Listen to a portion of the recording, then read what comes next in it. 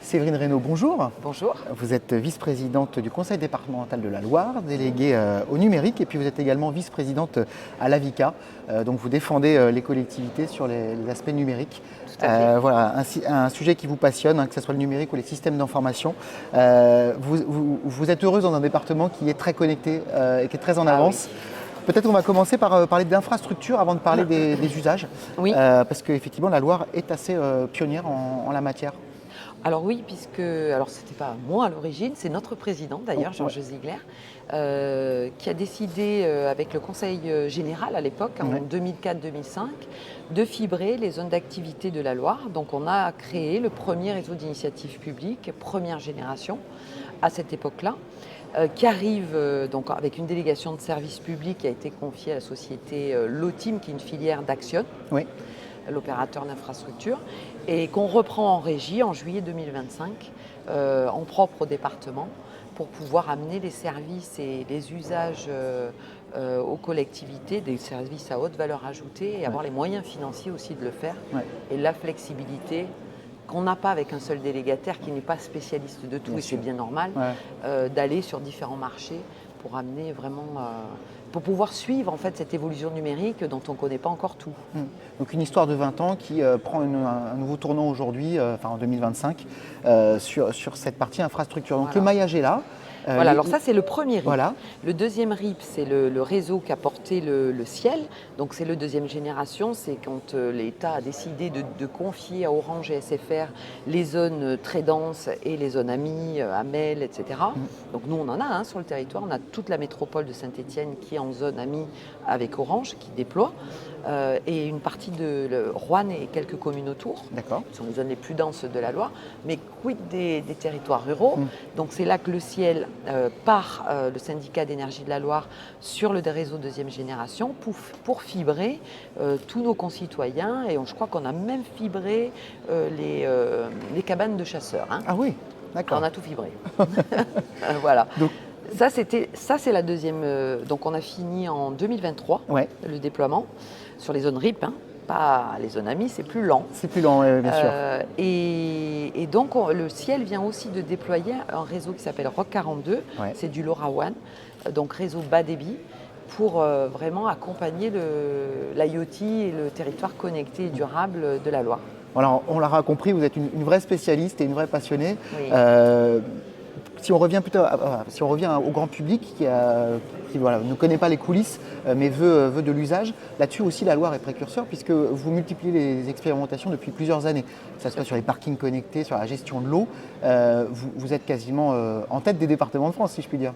Alors oui, on a mené grâce au ciel, parce qu'on a cette chance sur le territoire d'avoir ce syndicat qui est très actif, qui est notre bras armé technique, qui a mené plein d'expérimentations dans nos collèges, notamment sur les chaudières connectées, etc. Donc on a eu plein d'expérimentations. La question s'est posée de dire c'est bien beau de faire des expérimentations, comment on passe à l'échelle ? D'où l'idée de répondre à l'appel à projet de France 2030 sur territoire connecté et durable. Donc on l'a fait, c'est beaucoup de boulot, on l'a fait en consortium, intelligemment, ce qu'on appelle en triple hélice, c'est-à-dire collectivité. Donc le département est le pilote de ce projet, avec le ciel qui est dans le consortium. Loire Habitat qui est le bailleur social départemental, puisque le déploiement se fera sur le patrimoine de Loire Habitat. Avec le monde académique, l'école des mines, Télécom Saint-Étienne et l'IRUP qui nous font tout ce qui est développement de plateformes, box des fragilités, mais je vous en reparlerai, pour le territoire et pour l'accompagnement du vieillissement de la population. Et l'IRUP, c'est toute l'innovation sociale. Et le monde économique, c'est-à-dire des entreprises, on en a deux dans le consortium.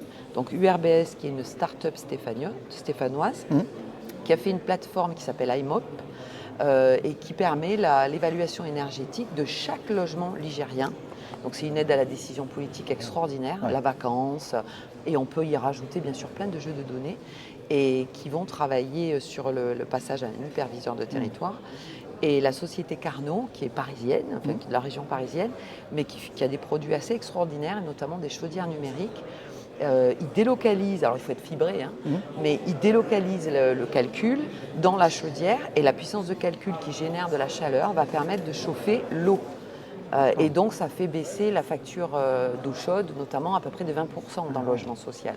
Donc c'était un des objectifs qu'on s'était fixés. Extraordinaire. Donc on est vraiment passé du macro au micro, où on accompagne les plus fragiles notamment, dans leurs usages quotidiens pour faire baisser leur facture d'énergie et puis les accompagner voilà, Tout à fait. dans un contexte qui est quand même compliqué sur le plan social, et le département, une fois de plus, c'est l'échelon de la proximité. Tout à fait, mais on est vraiment à l'échelon qu'il faut, je pense.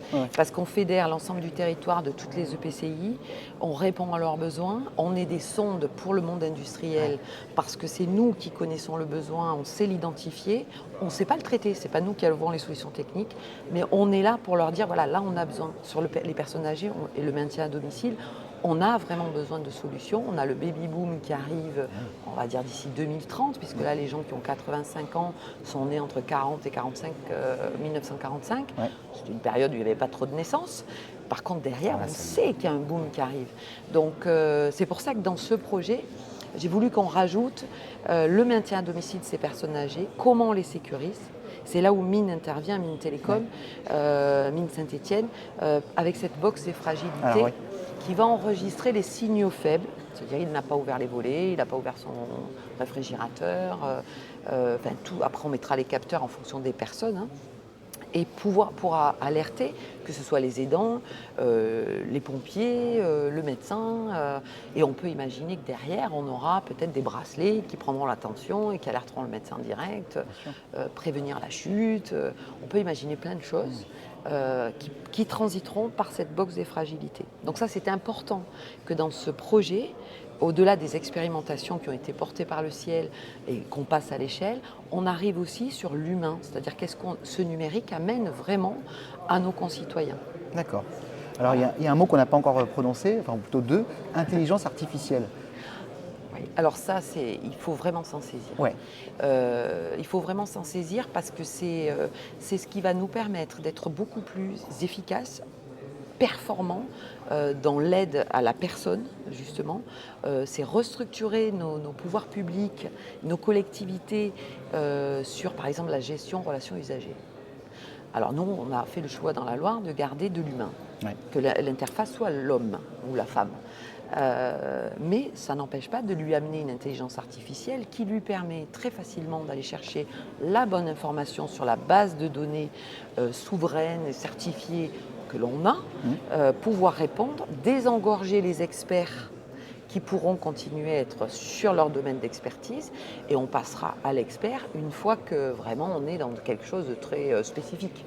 Donc c'est un meilleur service à la population, mais c'est prédire. Je sais que le VAR fait des expérimentations dessus. Alors j'ai pas eu le temps de regarder, mais ça m'intéresse beaucoup sur le prédictif, sur les DMTO qui sont les droits de mutation, sur le RSA. Donc c'est être plus efficace dans nos choix politiques, être plus performant. Et puis, ce n'est pas à déconnecter de l'éthique. Il faut qu'on le borde. Et c'est les élus qui doivent le faire. C'est les élus qui doivent dire, voilà, ça, oui, et pourquoi. Et il ne faut pas qu'on monte des usines à gaz. Et il faut qu'on reste souverain sur nos données. Les modèles américains sont des modèles très performants, les modèles chinois aussi, mais ce n'est pas souverain. Et pour entraîner une intelligence artificielle, il faut de la donnée. Et cette donnée, c'est les territoires qui l'ont, c'est les collectivités qui l'ont. Et c'est de l'or. Gardons notre or. Voilà. Tout à fait. Très bien. Bah, écoutez, grand merci pour cette explication passionnante. Et puis, longue vie à la Loire numérique, qui est définitivement un territoire innovant. Eh bien, merci. Merci Séverine.